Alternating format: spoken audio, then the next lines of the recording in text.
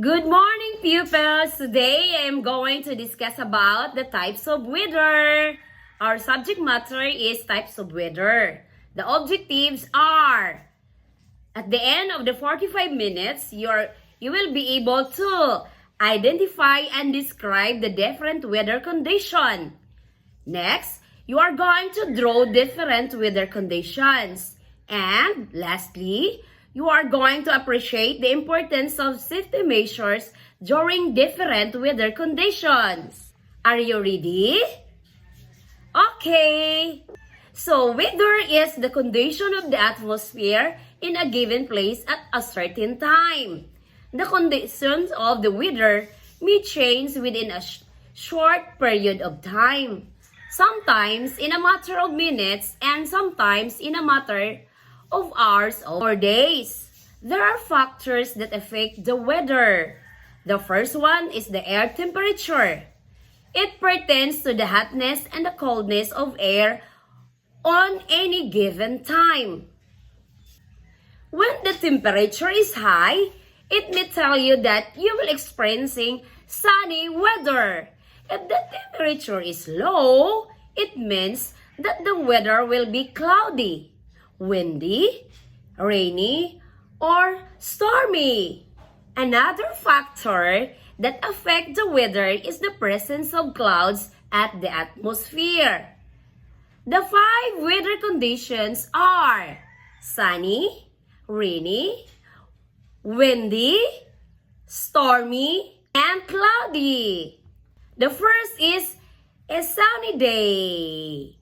It is a sunny day when the sun is shining. The air is warm and the wind is weak. But be sure to bring umbrella and wear sunglasses to avoid sunburn. Ang sana sunburn? Kanang paslot imong kamot or imuhang panit. It is a rainy day when the sun cannot be seen.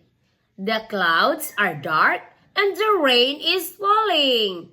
You should bring umbrella or wear raincoat. Don't play under the rain.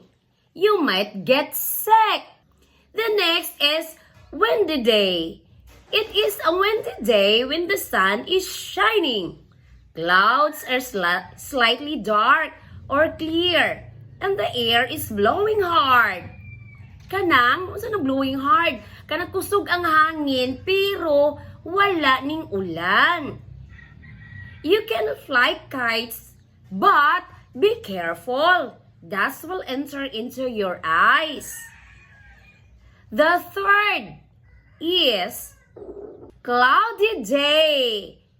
When the sun is not seen and there are plenty of slight clouds, yet the rain is not falling. It is beautiful day to play. Kana bang unsa nang cloudy day? Kanang nagdag-umbra pero wala ni ulan.